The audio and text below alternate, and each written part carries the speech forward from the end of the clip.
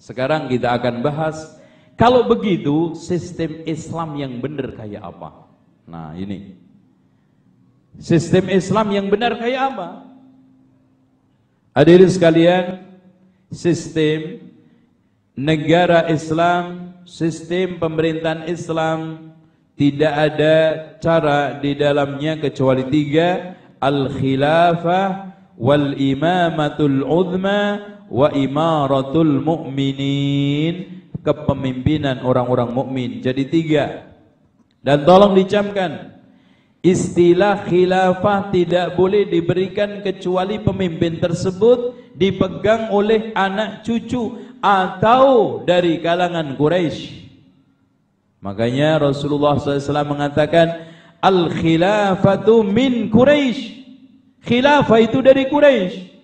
Makanya saat Rasulullah SAW meninggal dunia dan kaum muhajirin dan ansar berbeda pendapat soal menentukan kepemimpinan, dan orang-orang ansar mengatakan minna amirun wa minkum amir, di kalangan kita juga ada amir, kamu juga punya amir, sama-sama bisa. Apa kata Rasulullah SAW? Apa kata Abu Bakar radhiyallahu an? Al-imamatu min Quraisy, imamah itu hanya dari Quraisy. Dan setelah itu mengatakan, nahnu umara wa antum muzara, kami ini adalah amir-amir dan kalian adalah pembantu pemimpin-pemimpin. Bisa menterinya dan yang lainnya. Dengan demikian, siapapun orangnya yang mencematkan khilafah kepada selain Quraisy, maka dia dikatakan oleh Muhammad Rashid Ridha di dalam kitabnya Al-Khilafah telah menyelisih ijma'ul ummah. Karena ketika zaman Abu Bakar saat mengatakan al-khilafatu min Quraisy dan mundurnya orang-orang Ansar, tidak ambisi, tidak memegang kekuasaan dan rela menjadi wuzara, menunjukkan ijma' dari kalangan mereka bahwa al-khilafatu min Quraisy, maka barang siapa yang mencematkan kepada yang lainnya, maka hadirin sekalian, dia telah menyelisih ijma' dan melampaui batas. Sehingga ikhwan, tolong antum ingatkan sama orang-orang yang mengatakan khilafah Utsmaniyah. Tolong, tidak ada di dalam buku sejarah manapun kecuali di akhir-akhir mereka yang sudah tidak ngerti agama, pemimpin-pemimpin Daulah Utsmaniyah berani mencematkan kepada pemimpinnya khalifah. Kalau Umayyah oke, Abbasiyah ada turunannya. Karena Utsmaniyah tidak. Makanya mereka mengatasnamakan amir, imarah dan juga imamah. Enggak ada yang mengatakan khalifah. Dan mungkin ada yang bertanya, kenapa khilafah imamah yang benar, imamatul uzma itu harus di orang-orang Quraisy? Di sini disebutkan oleh Muhammad Rashid Ridha di dalam kitabnya Al-Khilafah, ada faedah dua minimal. Karena tidak ada nasab yang terbaik kecuali nasab Quraisy, dan Quraisy sanggup melahirkan manusia besar. Bahkan perjuangan Islam, menyebarnya Islam berkat usaha dan perjuangan orang-orang Quraisy.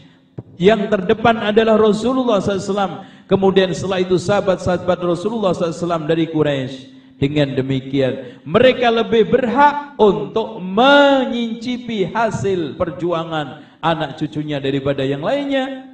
Dari sisi nasab kuat, dari din juga kuat. Yang kedua ikhwan, dalam rangka untuk menjaga keutuhan.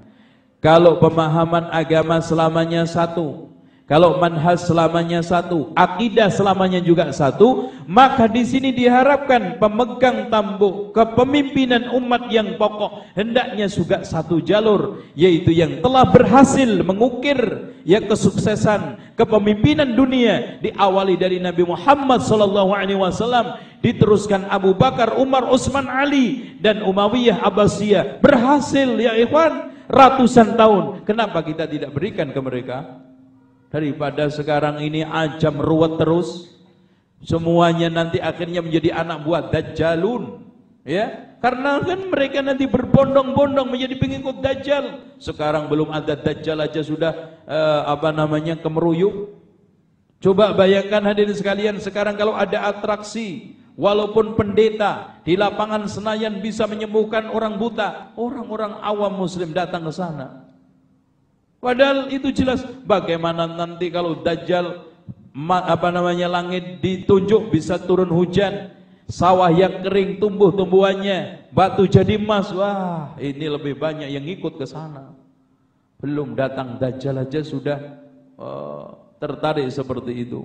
Bagaimana nanti kalau sudah datang Dajjal, Islam sudah mulai punah, tokoh-tokoh agama hilang, dan tinggal fusaq, orang-orang fajir, orang-orang fasik, yang dikatakan oleh Rasulullah SAW, yataharajuna taharujal humur, mereka berhubungan badan, berhubungan laki perempuan seperti keledai di jalan-jalan. Nas'alullah afiyah. Jelas sangat mudah dipengaruhi oleh Dajjal la'natullahi alaihi.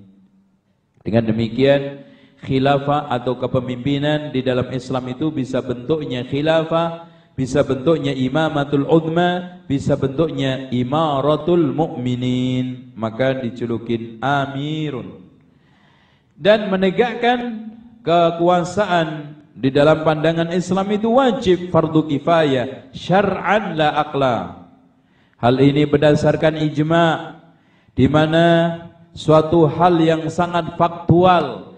Kenapa sahabat-sahabat ridwanullahi alaih tidak mengubur Rasulullah, dan bahkan terlambat sampai 2 hari. Bukan ambisi kekuasaan ya ikhwan. Karena apa?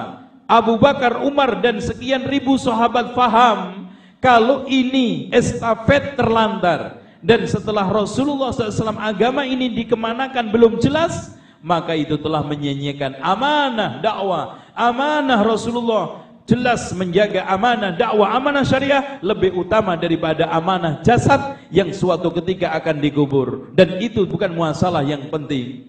Amanah syariat, amanah dakwah lebih penting daripada amanah jasad memasukkan ke liang kubur. Maka antum jangan ikut-ikutan orang Syiah yang mengatakan, wah itu ambisiannya Abu Bakar sampai mereka melantarkan jenazahnya Rasulullah nggak dikubur-kubur. Wahai orang-orang Syiah, wahai orang-orang Rafidhah, ngacak kamu duluan. Anda yang mengaku turunan Rasulullah sallallahu alaihi wasallam, sekarang Anda berpikir dengan baik, mana yang lebih maslahat menjaga, melestarikan peninggalan warisan dakwah syariatnya Rasulullah, apa jasadnya Rasulullah?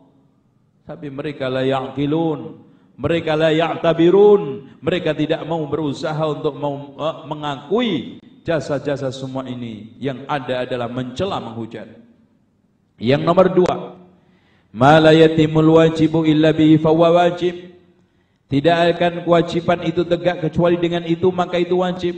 Kalau umat ini harus ada yang mimpin. Bahkan ditegaskan oleh Imam Ibnu Abil Is Al-Hanafi di dalam kitab Syarah Tahawiyah, sehari tanpa pemimpin itu lebih rusak, lebih berat resikonya ketimbang 1000 tahun dipimpin oleh pemimpin yang zalim.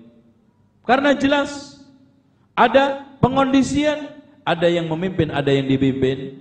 Tapi kalau sekarang tidak ada yang memimpin, rakyat seenak-enaknya, antum sendiri ngerasain bagaimana transisi dari orde baru ke orde reformasi. Orang bakar-bakaran sesuka hatinya. Kalau bakar ikan enak, bakar kambing guling, yang dibakar mal, yang dirusak tempat-tempat perbelanjaan, orang bunuh-membunuh, tidak ada pengadilannya, ada yang digorok, ada yang disembelih, ada yang dirampok. Coba bayangkan, fawdha ya ikhwan. Dengan demikian, apa kata Ibnu Abil Is Al-Hanafi? Bukan perkara yang berlebihan. 3 ya.